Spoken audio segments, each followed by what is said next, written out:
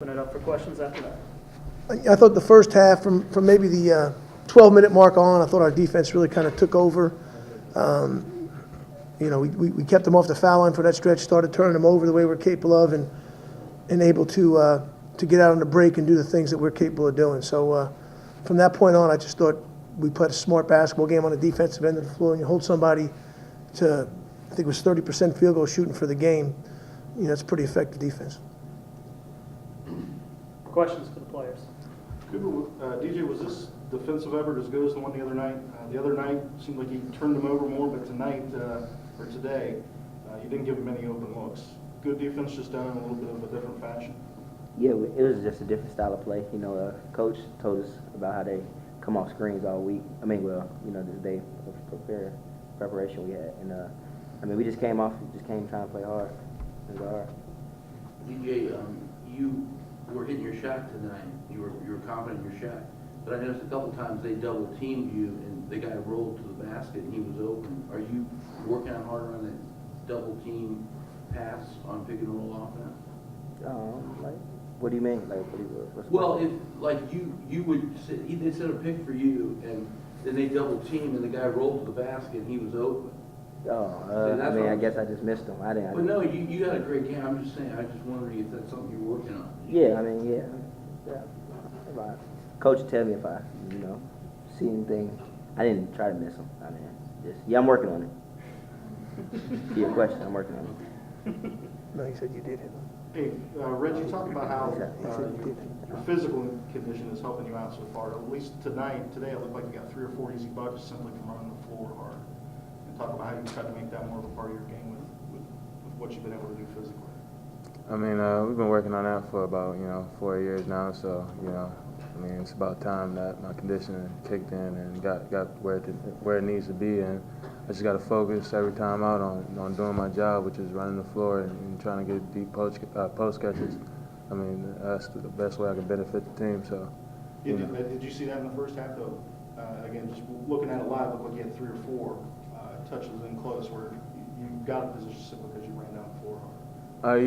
That's one of the major focus points Coach preached to me every time out, basically. Every time we have a conversation, it's pretty much run the floor, get deep post catches, and be physical, be what we need you to be down there, and I try to take that to heart and do the best I can at it.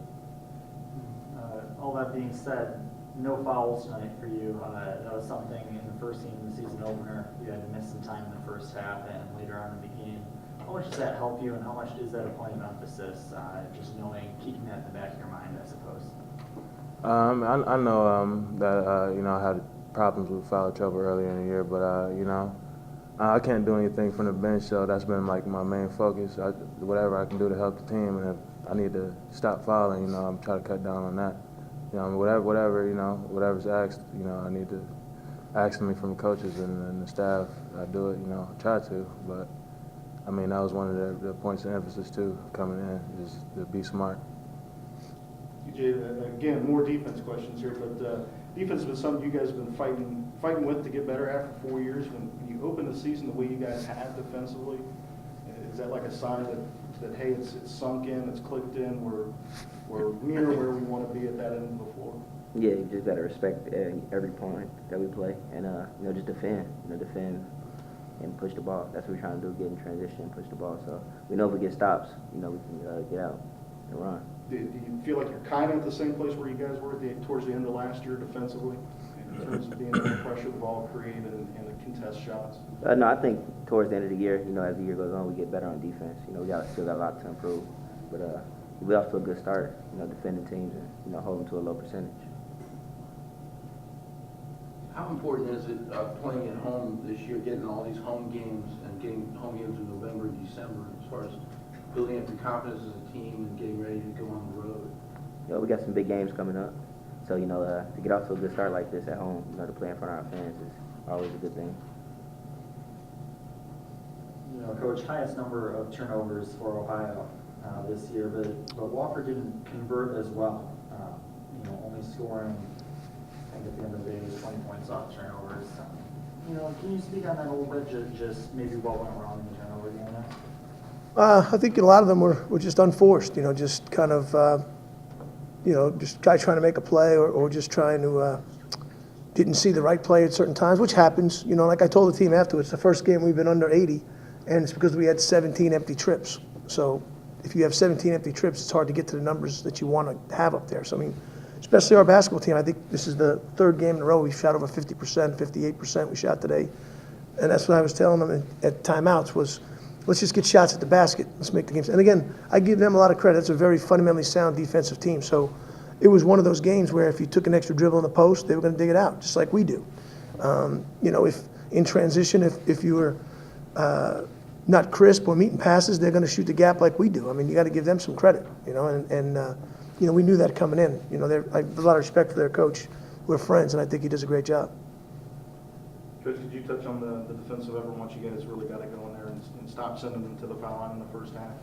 Again, similar to the other night when you guys were pretty good, but yeah, again, I think our group is again the maturity level of the group. They're able to kick it into gear when they know what's going on. You just got to point out a couple things to them, and then they start communicating. And it's when we play the way we're capable of playing on defense. It's we're always in the right spot. We have very active hands, and the guys on this team. The one thing that's continued to impress me is we anticipate plays very, very well.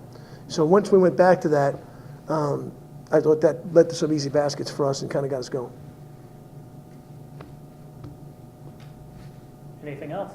Good. Same thing I asked Reggie about, Jim. Just it's a point of emphasis is getting the bigs more plays, without touching the ball. And I thought Reggie did that in the first half. Did you see that from your vantage point?